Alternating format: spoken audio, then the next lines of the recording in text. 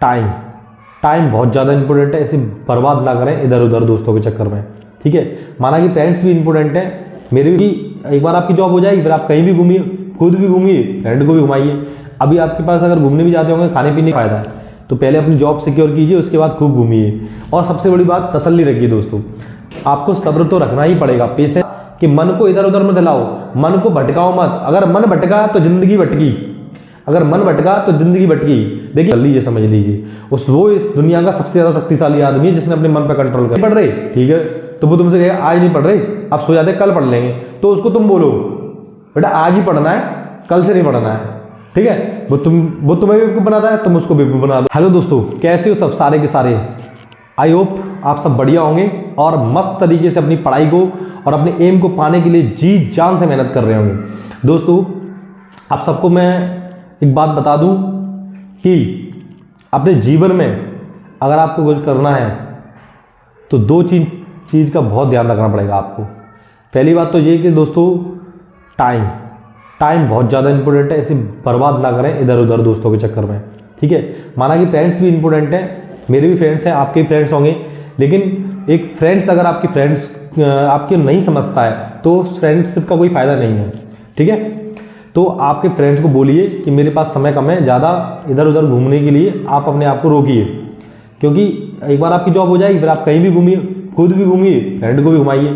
अभी आपके पास अगर घूमने भी जाते होंगे, खाने पीने के पैसे भी आपको कम पड़ जाते होंगे बिल पे करने के लिए, ठीक है। अगर आप कहीं जाओगे तो जब पैसे ही नहीं है तो क्या घूम के क्या फ़ायदा है। तो पहले अपनी जॉब सिक्योर कीजिए, उसके बाद खूब घूमिए। और सबसे बड़ी बात, तसल्ली रखिए दोस्तों।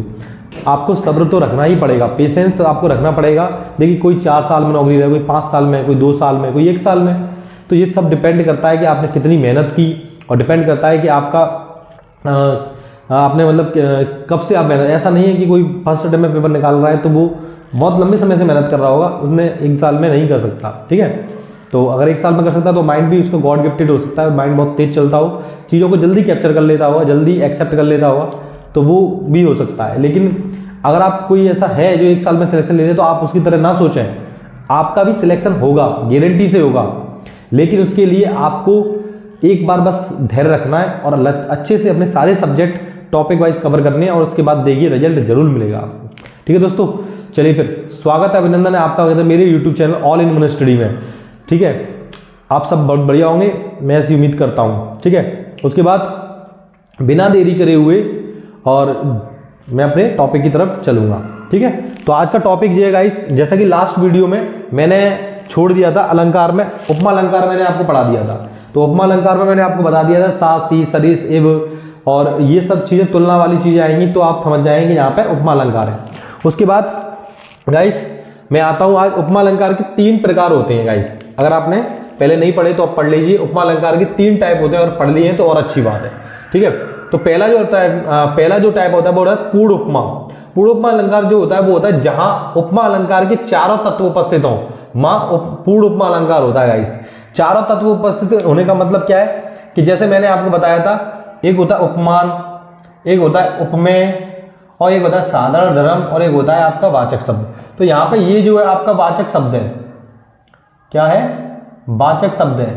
ये आपका मन उपमेय है, मन की तुलना की जा रही है यहाँ पर कि, और ये साधारण धर्म है, ये साधारण धर्म है, साधारण धर्म जो है उसमें, और ये आपका उपमान है, उपमान से तुलना की जा रही है। यानी कि पीपर पास सरिस मंडोला, पीपर के पत्ते के समान, जैसे पीपर का पत्ता हिलता रहता है गाइस, ऐसे ही हमारा मन भी इधर उधर घूमता रहता है। तभी तो मैं अभी आपको समझा रहा था कि मन को इधर उधर मत लाओ, मन को भटकाओ मत। अगर मन भटका तो जिंदगी भटकी, अगर मन भटका तो जिंदगी भटकी। देखिए, बहुत ज्यादा कम लोग हैं जो आजकल अपने मन पर कंट्रोल कर पा रहे हैं, और जिसने अपने मन पर कंट्रोल कर लिया उसने विजय प्राप्त कर ली, ये समझ लीजिए। वो इस दुनिया का सबसे ज्यादा शक्तिशाली आदमी है जिसने अपने मन पर कंट्रोल कर लिया, ठीक है। और जब भी तुम्हारा मन नहीं माने ना, वो बोले कि नहीं मुझे टिकिया खानी है, तो साला टिकिया खानी है तो ले खा टिकिया, उसे मुंह में नीम के पत्ते दे दो, ले खा ले टिकिया, ठीक है। और जब भी तुम्हारा मन ना करे पढ़ने का, उस मन बोले कि नहीं अब आज नहीं पढ़ रही, ठीक है, तुम्हारा मन बोलता है कि आज नहीं पढ़ रही, ठीक है, तो वो तुमसे कहेगा आज नहीं पढ़ रही, अब सो जाते कल पढ़ लेंगे, तो उसको तुम बोलो बेटा आज ही पढ़ना है, कल से नहीं पढ़ना है, ठीक है। वो तुम्हें बेवकूफ बनाता है, तुम उसको बेवकूफ बना दो। फिर उसके बाद अगले दिन भी सेम तुम्हें ऐसे ही करना है, ठीक है। जब भी तुमसे कहे धीरे थोड़े दिनों तुम्हें आदत हो जाएगी, तो ये चीजें करना सीख लो, बहुत फायदेमंद है, मन की बात मत माना करो। सागर सा गंभीर हृदय, तो सागर सा गंभीर हृदय, सागर का क्या है, उपमान। यहाँ पे सागर क्या है, उपमान है। साथ ही से वाचक शब्द होते हैं, ये आपको पता ही है, ठीक है। और ये आपका कहते हैं गंभीर हृदय, हृदय यानी कि उपमेय, और गंभीर ये साधारण धर्म, क्या है यहाँ, साधारण धर्म गाइस, ठीक है। तो यहाँ पे उपमा के चारों तत्व उपस्थित होंगे गाइस, उसको हम बोलेंगे क्या, पूर्ण उपमा अलंकार, ठीक है। तो ये इसके एग्जाम्पल है, इन दोनों में क्या है, पूर्ण उपमा अलंकार है। अलंकार के भी टाइप होते हैं अंदर। उसके बाद आता है लुप्त उपमा अलंकार गाइस। लुप्त उपमा अलंकार का क्या होता है, ठीक है। लुप्त उपमा अलंकार क्या होता है, उससे पहले आप वीडियो को पॉज करके ये सारा नोट करेंगे। ये सारा मटेरियल आपके बहुत काम का है, ये आप इससे बाहर कुछ भी नहीं जाएगा। ये बहुत अच्छा मटेरियल है, बहुत मेहनत से तैयार किया है मैंने। जहां उपमा के चारों तत्वों में से कोई एक लुप्त हो जाए, ठीक है, जहां उपमा के चारों तत्वों में से कोई एक लुप्त हो जाए तो उसे हम लुप्त उपमा अलंकार कहते हैं, ठीक है गाइस। जैसा इसका नाम है वैसा इसका काम है, लुप्त उपमा। जब चार तत्व यानी कि उपमान, उपमेय, वाचक शब्द और साधारण धर्म, इनमें से कोई भी अगर एक गायब हो जाता है, लुप्त हो जाता है, तो वहां जो अलंकार बैठेगा वो होगा लुप्त उपमा अलंकार गाइस। जैसे कि अगर हम देखें मुख चंद्र साय है, क्या है, मुख चंद्र साय, तो यहाँ पे आप देख पा रहे हैं जो मुख है वो आपका मुख की तुलना, मुख यानी कि उपमेय, ज्यादा ऊपर नहीं लिखता, मुख की जो है यहाँ पे उपमेय, और चंद्र से चांद से तुलना की जा रही, तो ये उपमान हो गया गाइस।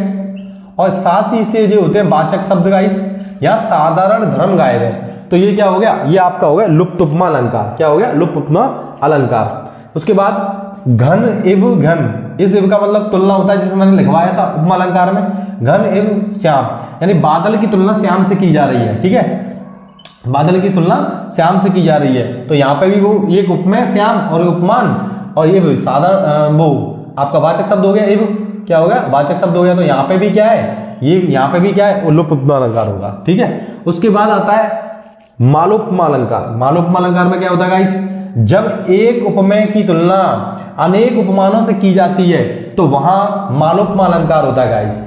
जब एक उपमेय की तुलना अनेक उपमानों से की जाती है तो वहां पर क्या होता है, मालोपमा अलंकार होता है गाइस। जैसे कि मुख है सुंदर चंद्र सौ कोमल कमल समान, यानी कि जो गाइस मुख है ये हो गया आपका, मुख की तुलना की जा रही, जिसकी तुलना की जाती है उसे उपमेय कहते हैं, जिससे की जा रही है उसे उपमान कहते हैं, ठीक है। ये बात मैं आपको बता चुका हूं। तो मुख की तुलना गाइस की जा रही है तो ये हो गया उपमेय, और ये एक ही है तो उपमेय।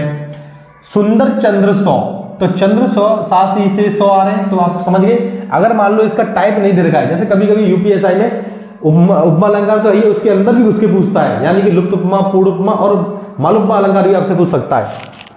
तो उपमेय वन हो गया जी, और चंद्र चांद से की जा रही है तो जो उपमान वन हो गया, ठीक है। और यहाँ पे कोमल कमल समान, तो कमल के जैसा कोमल बताया जा रहा है, तो उपमान 2 यानी चेहरे को, ठीक है, उपमान दूसरा।